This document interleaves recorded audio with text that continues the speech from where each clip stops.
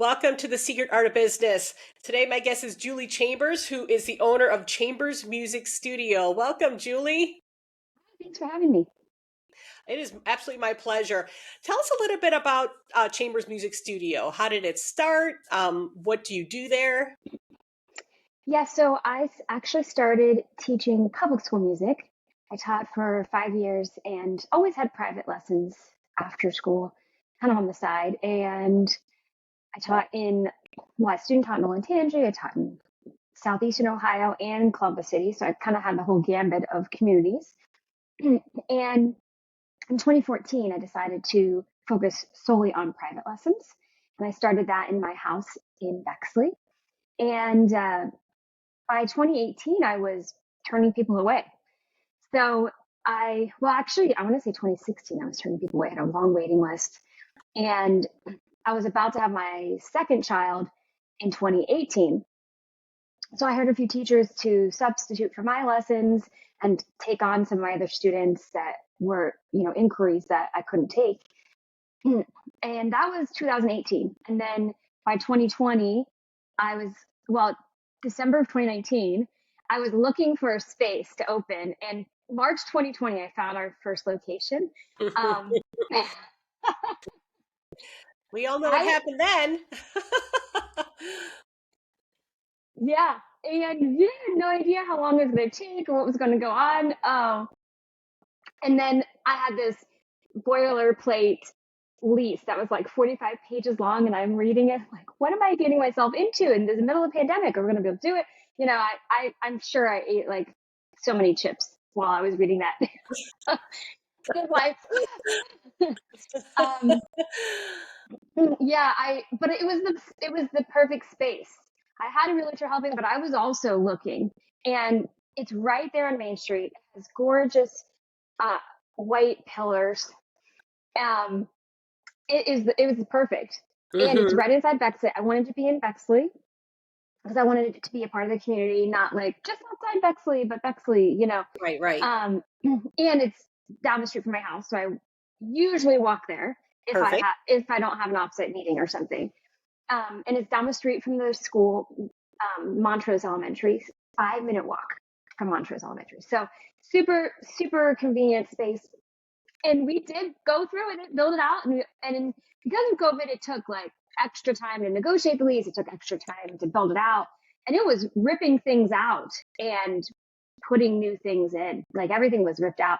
And we did the isolation clips, double wall construction, all the putty in the outlets. It's all soundproofed.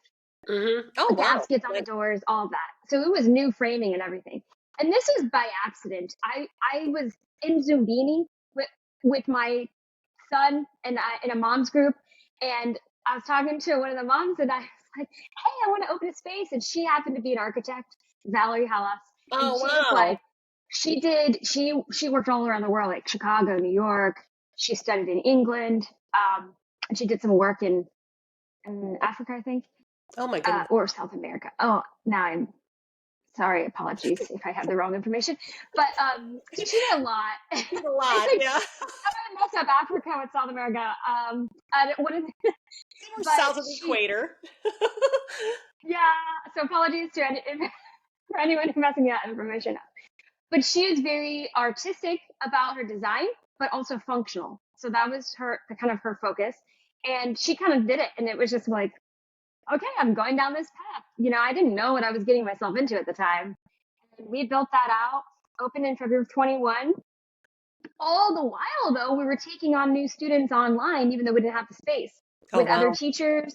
So I was slowly building. So when I opened, I had 70-ish, maybe 50 to 60, somewhere in there, students before we first opened, because it was from my house and the other students. But still. And we had IQ Air filters that we put in our HVAC system to help filter the air out. And we had everybody wear masks, and it's one teacher, one student. We have 8x8 rooms. So I just had the teacher sit, away from the student. We told families, wait outside till we bring you in. So we did all the safety precautions. So a lot of people were happy with that, something that they can do. And business took off. I was doing I was teaching most of the students, and I was this receptionist and just all the things. So my system of post-it notes on my computer didn't work anymore. I had to develop an actual like procedure. We opened that in March, February of 21, and then it was always a dream to have a cafe inside. I was inspired by Piccadilly Play Cafe. It was like they had like pizza and bagels and Oh my coffee, goodness. like all sorts of stuff in Yeah. there.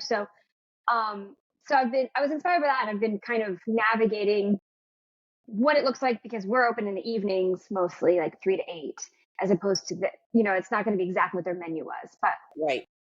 so the cafe opened. That is Wonderful Times, inspired by a famous Gershwin piece called "Wonderful." So you can look that up too. It's really one of my favorite pieces. But um, and that opened in fall of 22. Just starting, we had to build it all out when we were doing the build out, but that actual piece opened in fall of 22. And then I acquired a second location. It and it's really close by. It's actually just inside Columbus, right outside Bexley. In March of 23. So, and I'm working on my third now, so it just happens really fast. Incredible. Incredible. And so then parents could just hang out too if they're getting their child's getting lessons and just sit in the cafe and kind of chill or Yeah, I love it.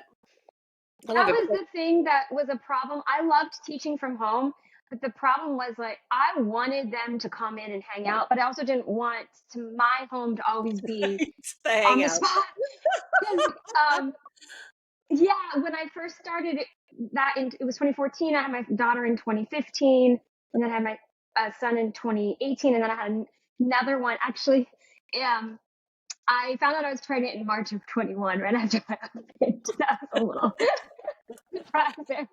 So my third child was born in the fall of 21 during this whole hectic time. But so yes, trying to have your house on the spot with young kids was really hard. And it was just Yeah. like, and a lot of them I knew from the moms group or I was friends with, and I hated seeing them hang out in the car while they were Right. waiting for a Right. sibling. Right. And I hated that, a lot of times they would give up music because they wanted to hang out more in sports activities because Mm. sports were a community aspect. You go to soccer Right. practice multiple times Right. a week, you see all your friends, and sometimes it's time to drop something and they drop music for that. And I was like, I really feel that music should be a lifelong journey. Maybe, at least 7 to 10 years. You should be Mhm. studying or playing, and maybe you move to a different instrument. But it's it's very similar to the whole concept about how the arts help your whole body and mind. Right. And that's why I was like, when you get that presentation, I just said, hey, we need to talk because that's Yeah. kind of what I'm trying to put out, what message I'm trying to put out to people, just figuring out how to get it to everyday people who maybe don't have that background in music and art Yeah. like we do. So do you teach adults as well as children? We do. The bulk of our students are 5 to 10, 5 to 9, kind of in that range when they Mhm. start, and most of them start on piano. But we have a strong um, group of piano, guitar, singing, and then we have all the other instruments too. We have a fair amount of strings players, the woodwinds and brass and all like the band instruments. Like Mhm. that's a little bit smaller, that part Right. in our Right. studio at this point. We'd like to grow it more. We have some trumpet teachers, some brass teachers, and some woodwind teachers, but that's just where we're at in the moment. We just have a smaller percentage of that. Yeah, and But I yeah, think go ahead. Sorry. I think that most people think that, that window of time to learn is, maybe 5, 10, that sort of thing, which is probably true. But if you miss that window and yet you always still wanted to play piano or guitar or something, that they should contact Chamber Music Studio because it is not too late. Yes, we have. I know I started talking about that and then I got off topic, but we have adults, retirees. We have several parents that study too, to kind of model for their students, their kids. I love it. And we have some beginning classes before 5. So, like a mommy me class that kid or daddy and me that they can do with their child to prepare. rhythm and foundations for instruments. So, That and is even brilliant. really precocious 4 year olds can start piano for sure. Hmm. But I've always taken adult students and retirees and all of that too. The hard part for the adults is to have patience with themselves Yeah. because they kind of expect they should be able to do something really hard really fast, especially the ones that are maybe really good in their professional life, like CEO or Oh just really yeah. good in business. They like kind of come in knowing nothing about music and expect to be able to play a famous pop song in a couple months. And that is, we can simplify something to your level, but the expectations are just should be adjusted. That it is definitely like you're going back and being a beginner in something, and Yeah. it's okay. It's okay. That's the important part, and I want them to understand.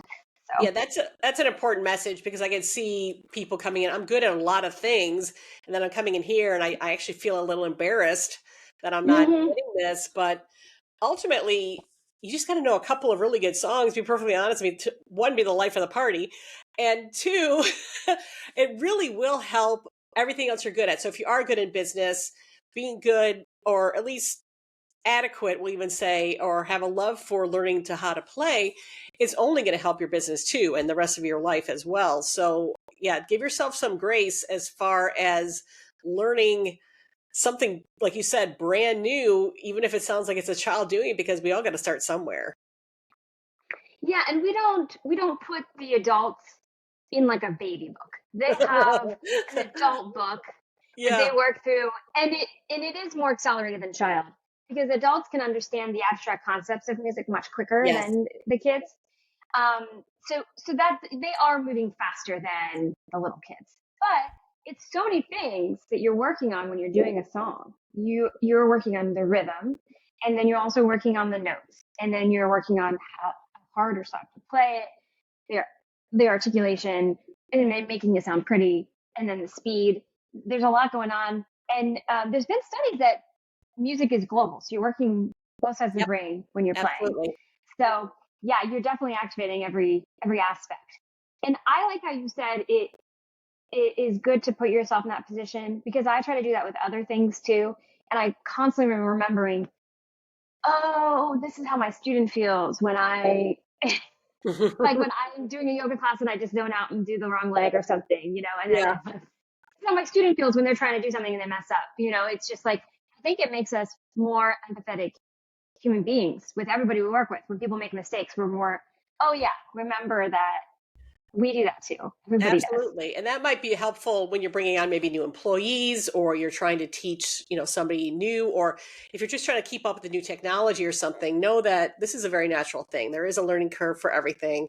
So just give yourself a little break, give that other person a break to kind of figure it out as you go without being overbearing or being too cruel to yourself because yeah, Yeah. it's learning is really really cool. So just give yourself the time to do it and you get to then say you've done it or you tried it. There's been some things too where I will like try and bake or cook or whatever and it turns out to be a complete disaster and you just have to kind of laugh at it. It's like, you know what, that didn't work, but you learned We from did it. that yesterday for the cafe. We were baking the brownies.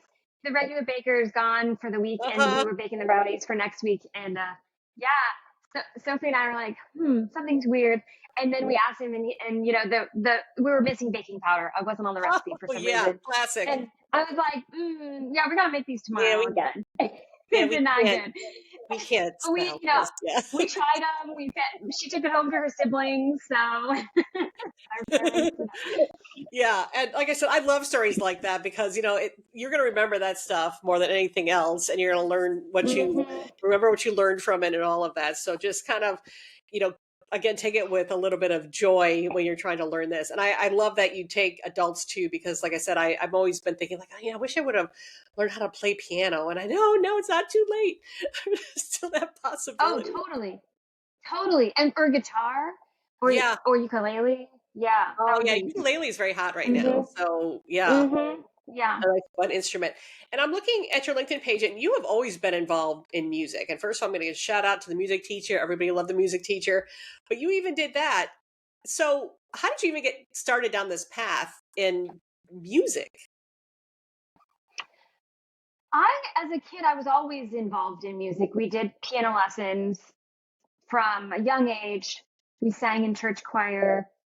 I was actually kind of shy in certain situations when I was very young, until I knew people. And I also did some theater in high school.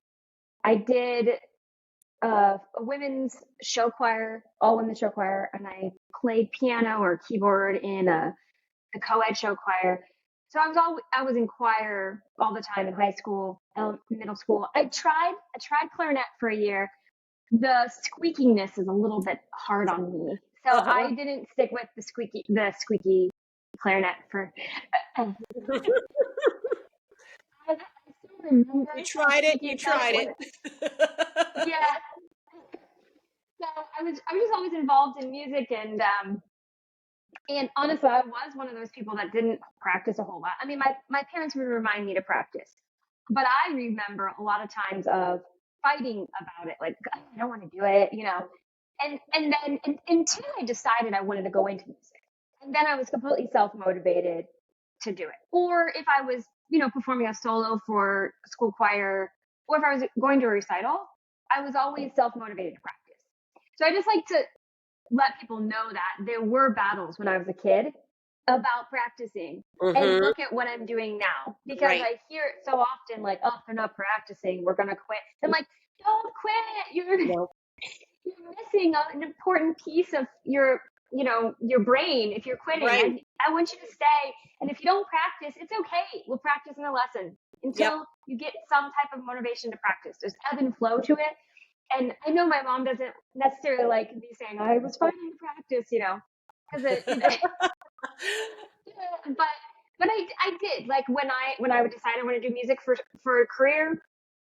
She would come home and I'd be practicing. I would spend an hour on each instrument, piano and voice, every day. So it's one of those things that when you have a goal to practice for, or you've made that decision to do something, that's when you're really going to do it. And as a kid, you don't have that.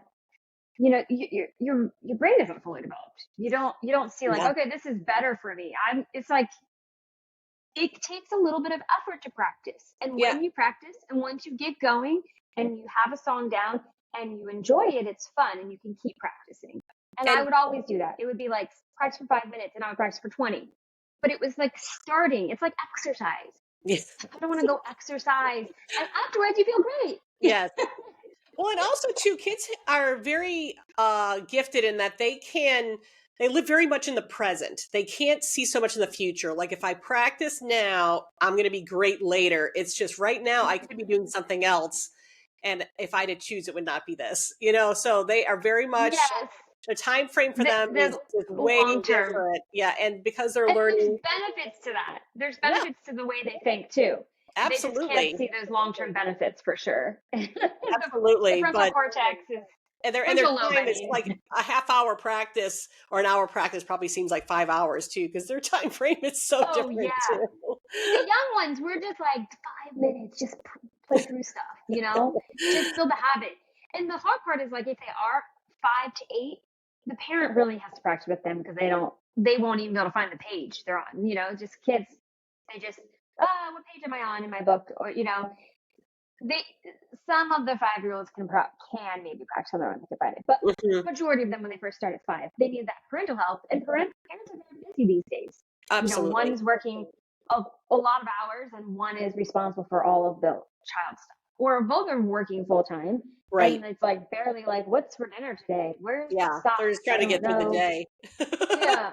So they're like, go practice. And they're like, where are the books? And Exactly. and when I was very young, when I was first teaching, I used to, like, secretly judge parents a little bit, like, oh, they need to get their act together. Now that I have 3, Yep. The no perspective judgment. completely changes. We lost my daughter's lunchbox the other day. From the time it was taken out of the fridge to the time it was time to get in the car to go to school. I don't know where it was. It's in the We house couldn't find somewhere. it. Well, that's hilarious. She had it and was wandering around and put it down somewhere. So now I'm just like, We're here to help parents. Don't worry. We'll find it. We'll find it one day. We will find it one my, day. my kids take lessons at the studio, and one of the teachers texted me, "Hey, are you guys coming over to lessons?" I was at the other location. My husband's responsibility to bring the kids, and I said, "I'll call him," because he went straight home. He started practicing with them. They were on the piano practicing. I'm like, "You guys have lessons right now." So he grabs them all up, loads them up, and we show up late. My kids show up late to their own piano lesson. Right, So right. yeah, and there's no judgment here anymore. When I was 22, I thought, ugh, but not anymore. I just want to help everybody out Absolutely. as much as possible. So, Absolutely. So, were your parents involved in music too, or did they just want you to pursue music? my parents both sang in church choir, but other than that, that was it. My dad was something. It's kind of like an engineer in today's standards, but Mhm. back then it was like an associate's degree, so not necessarily the engineer status. Like we see today. Yeah. And yeah, but he did. I mean, he used to joke that once I was older and there were more of the engineers coming out of college with a bachelor's degree, he used to joke that he'd fixed all the engineers' mistakes. And so he worked for various companies like GE, or just working on engines or pieces of engines, not the whole thing, more of the like how to design this part to fit. And my mom was a lawyer. She had a practice with her father. They did family law. So wills, personal injury, stuff like that. They sang in choir at church every week, and then they got us started in lessons. And I was just always very creative a person in general. Mhm. So she always said, "You're going to do something in the creative world," and that's where I ended up. But I remember it was kind of a time where there weren't necessarily a lot of moms in our community that worked, and I was just always very proud that my mom was a lawyer. She had her own business. But your parents were wise enough to know that they needed some sort of creative outlet too. So they were in the choir and they were singing, and that was kind of Mhm. like their off time. Like, I'm not working. I am actually having fun and having some joy with this. Now you are in a very creative industry. What do Yeah. you do to unplug? So I am working on figuring that out. I also am a church organist and a choir director in Grove City, and I've been there since 2014. That was kind of my security blanket job when I left public school. I was going to have this regular job when I was going to build my private studio from home, and I really enjoyed it. And I do get to, I have a prelude offering special music and a postlude every Sunday, plus 2 or 3 hymns. I'm I'm responsible for coordinating all of that. And sometimes I'm playing the special music. Sometimes I'm directing the special music where the choir is singing and the accompanist is playing. Sometimes I'm singing or playing special music. It's just kind of all a mix, which is fun and it's Hmm, creative, hmm. but it is a job. So I have to like be organized about it. So I'm using a lot more left brain at that with that, I feel like, because I'm organizing everything and scheduling everything out and that Right. part. Um, but when I'm playing, it's really fun, and it's at a point where I have to put music together in a week. So I practice music out several weeks out, and it's music that is not so time intensive to learn like college, where you spend Mhm. weeks and weeks and weeks on a piece. Yeah. And so that's really fun. And then I've been working on, because like this is the first 3 years of this like brick and mortar, which is totally different than at home with all Oh, the sure, sure. locations and the Yeah. cafe, This and is then a a big third deal child. now. Yeah. So I do creative things with my kids at home too. Like we try to do rock painting or other creative things. Um, but I was recently kind of like, I'm feeling burnt out. What do I need to do? And because I had been just like, work, work, work all the time, because it's like Mhm, this is mhm. a big deal, all this investment and time and all this, it could crash at any moment. And it was suggested to me to do some things like totally outside of the box I would never consider. And so, I mean, in the past, my hobbies would be like, maybe wine and paint, or attending concerts, which I still do, or my husband and I did ballroom dancing. for a Oh, while, and wow. we did that for a wedding. It's a choreographed piece. It was wonderful. So lately, I've been doing some really opposite than what is my personality. Since my job is music, both jobs are music, and I returned to indoor rock climbing. We did that a while back, Oh, and cool. my husband and I have been doing that as like a date when the kids are at school on Fridays. Mm-hmm.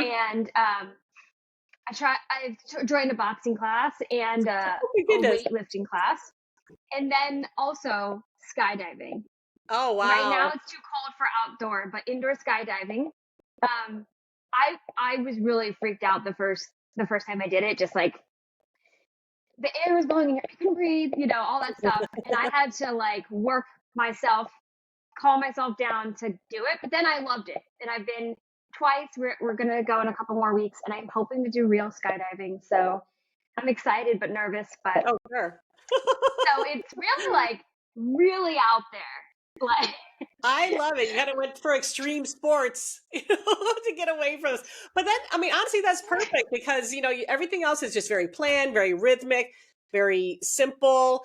Yeah, I love that you are, like, leveling up and doing something that's just completely wild and crazy in some ways that really challenge you in order to then go back to work. And then you can start thinking bigger picture with your business too, because I mean, that's growing exponentially as well. So yeah. it's, And it's a it, lot of music, but then it's a lot of spreadsheets. So I'm already working these two parts. So because doing of what something you do, completely, you're ready for it. yes, yes, and it has been really helpful. I mean, I still do yoga a couple times a week, or once a week here or there. Like that's still me, and still kind of have some frilly dresses I wear, like, and creative stuff like that. But yeah, I just like that's kind of my thing to like cleanse my mind. Jump out of Nice. an airplane.